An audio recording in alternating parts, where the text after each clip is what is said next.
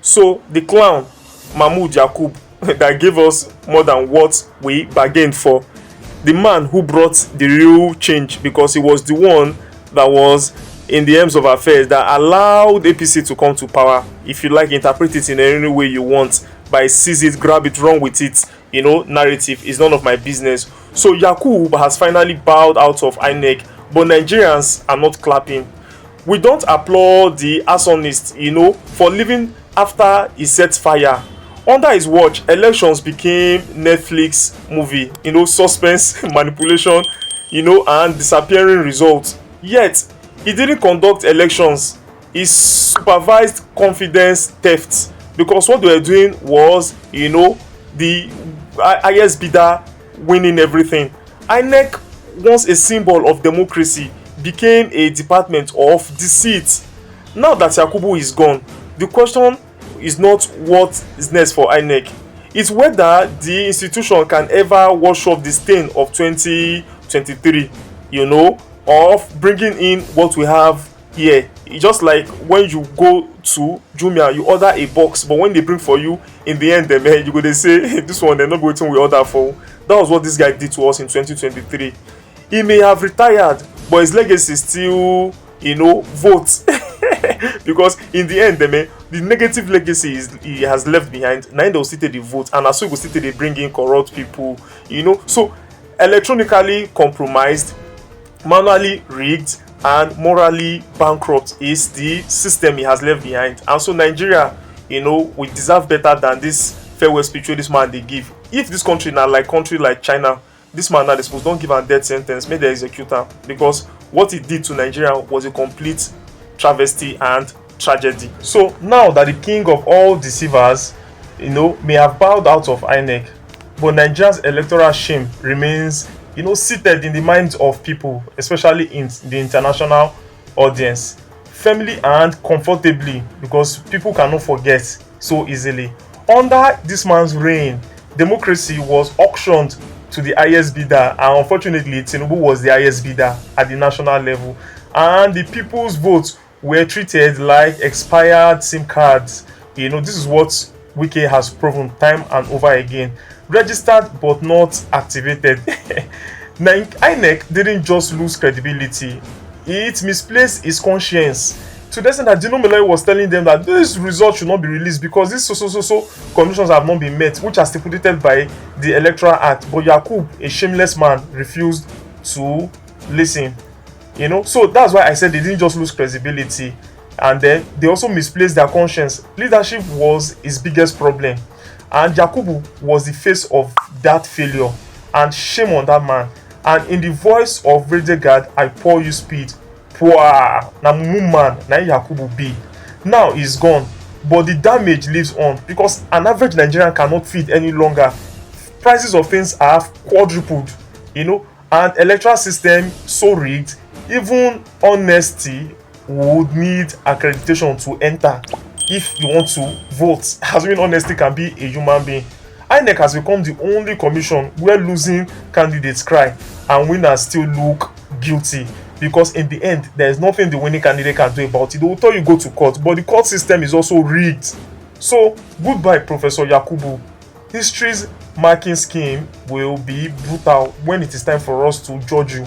You remember the guy that was there when Babangida annulled the June 12 election? They told him, some people were telling him to announce the result, but he refused. He was scared, and now they want to make him a national hero. The National Assembly is divided on the matter because they felt he would have stood his ground even if they put bullets in his head. That is how history judges people. Remember Yakubu. So Shehu, you know him, the controversial former senator from Kaduna, I think Central. To me, the man is neither here or there, so I do not even know how to come at him. But the truth is that I like some of the things he says because he stands for the truth. But of recent, it's as if he has been taking sides with Tinubu one way or the other. So he said that INEC has finally given Nigerians something to compare with the future. And what are those things? The BVAS and the IREV. IREV is electronic, INEC electronic registration view, something like that. So now INEC is now suddenly developing a moral backbone, criticizing Shehu and some of the social media people. They criticize them over that, and it's the truth. It did not even really criticize Yakubu. He just said that INEC has given us something to compare, but guilty conscience is beginning to worry INEC and the people who are representing INEC. You know, those psychophans that do not allow INEC to know how distracted INEC is. Please, what did Yakubu give us to Nigerians? To me, what did that guy give us? No past trauma. Now, no transparency for any way the guy they do. You know, now we ask for credible election, and then what this man give us now? BVAS machine will be say now in the state they manipulate the whole thing, and then the BVAS will stop to the work all of a sudden after accreditation. In the end, the criminals will begin to, you know, manipulate figures and they count figures. You know, just like they wanted to do for Senator Natasha when they were doing the record, that they were manufacturing fake signatures and, you know, recall process. Now, under Yakubu, INEC became a comedy show with data delays, missing results, and servers on sabbatical. This was why, you know, when this man lost the election the other time, this man from the former vice president, article, he said that they had problems with their server. As a result of that, the result, you know, Buhari didn't win, and then in the end again, you know, Tinubu now came and used the same method. Yet Shehu Sani calls that something to compare with the future. You know, so maybe he meant something to warn about the future, because INEC defending, or any social media user defending Yakubu, you know, is like a thief defending his torchlight. Like say you carry torchlight go steal, they can't arrest you, can't impound your torchlight. You can't just say, okay, only me steal that torch, no involved, give the torch back to my family, not the torch you take steal. So in the end, the torch self will be confiscated by the police. So both were used to find what doesn't belong to them. That is the bottom line. So Nigerians wanted democracy. Yakubu unfortunately give us, you know, what I call demonstration of grace. So of recent, VeryDarkMan went to China, where he claimed he was looking for opportunities that would better, you know, the lots of the youth of Nigeria. And so in the end, he went there before, and then when he returned to Nigeria, that was when EFCC arrested him, seized his phone, and he lost the contact of the Chinese people, and he came to beg EFCC for his phone. They refused, but he's back there now, and he has now said he has gotten, you know, contact. He's trying to advertise some things, and some people are calling him out, and people are now trying to brand it that is Igbo people who are calling VDM out that is destroying their business. And to me, this is wrong. Trying to label negative thing around the tribal, around tribe is a very bad thing. And so if some Igbo businessmen are angry at VeryDarkMan for destroying their business, I put it in quotes because that's what they are saying, you know, by exposing shady operations in China. Let's be clear, it's not an Igbo issue, it's an integrity issue. Look at it very well now. Every tribe has both honest hustlers and greedy opportunists. And so, in the end, you won't say because Igbo people are the people who are mainly doing business, then Igbo people are the ones complaining alone. It could have been different people. And the fact that a greedy set of people are complaining does not mean that it's the whole of Igbo. So, it will be unfair to tag all Igbo people with the same, you know, category.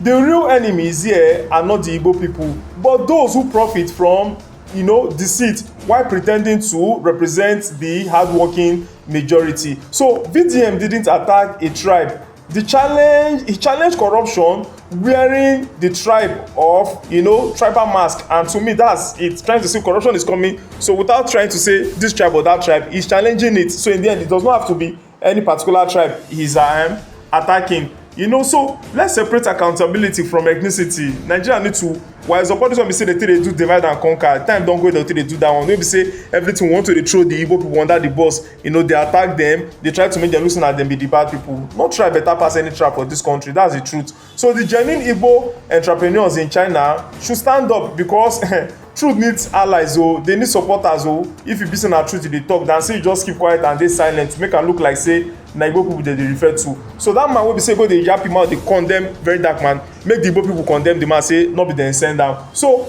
it's pure hypocrisy to drag VeryDarkMan for, you know, traveling to China in search of business opportunities for Nigerian youth. You know, to me, that's how I see it. Since when did patriotism mean sitting at home tweeting complaints?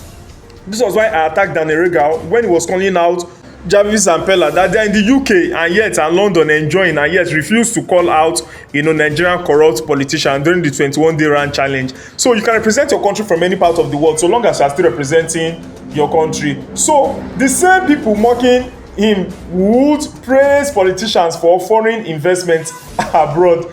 This foreign investment by all these politicians who travel abroad bring no dividend at all to Nigerians. And yes, we can't face those people. It's very dark man that we are facing, that's using his own money. So VDM is doing what real, patriots should do, exploring possibilities and building bridges and challenging stereotypes abroad. So instead of praising the initiative, some Nigerians choose envy, and they are now trying to label it tribal bias. You can't call for youth empowerment and then attack somebody actually chasing youth empowerment. Now make una dey think of am now. Patriotism not be say make person come dey broke, come dey for Nigeria, dey prove loyalty to Nigeria, and then hungry will come kill you for Nigeria. So you have to also spread your tentacles, look for opportunities abroad. We are in a global world. Damn, it's representing your country with purpose wherever you go. So VDM went global. That's not betrayal to me, that's ambition. But on the flip side, some people have looked complaints. So let's look at it too. What if VeryDarkMan is actually pursuing his own opportunity and not necessarily Nigerians? Like Festus Keyamo did that time when he was claiming to be activist in DNI, is now in APC, and APC is killing the country, and that man cannot talk. So the argument is, if VeryDarkMan's motive are not genuine, then Nigeria may be watching another case of activism turned opportunism. Yes, it speaks, loudly against corruption, but volume is not just the same thing as virtue now. Volume not be integrity. Saying they make noise, Barry will not be say he gets integrity too. That's what they are saying. I'm not the one saying it. So it's easy to build a following by attacking others, which they claim VeryDarkMan is doing, especially when the outrage algorithm rewards you. Because if you come outside now, come they attack people, you go grow. Just look at all the people now. Look at Reno Mokri attacking Peter Obi, is getting followership just because of that. So if you say something like that, then definitely you grow. So people are feeling that VeryDarkMan is an opportunist, is a content creator, is not an activist and all of that. So if his expose are more about clout than conscience, then he's not forming or reforming the system. So he's actually exploiting the system. That's what they are saying. So real activism seeks solution, not spotlight. Make dem dey come dey praise you say na you be the person, na you dey do everything, na you dey do am. So if VDM go na say he wan dey popular or he wan get political favour, he come dey disguise am as patriotism, my brother, then e no dey better than those crooks wey himself dey call out. Na so dey come see am. So time na him go tell whether him dey fight for justice or na for just his pocket him dey fight for am for his family. The difference is integrity, and Nigerians have seen this movie before. Now we don't see all this kind of thing. So but we'll still know if if you be say those people dey correct, and if you be say na VDM dey chase clout. So I know your boy Ernesto Mozupe Adebayo Okoje. Please remember to like, share, subscribe and comment. Signing out. Peace.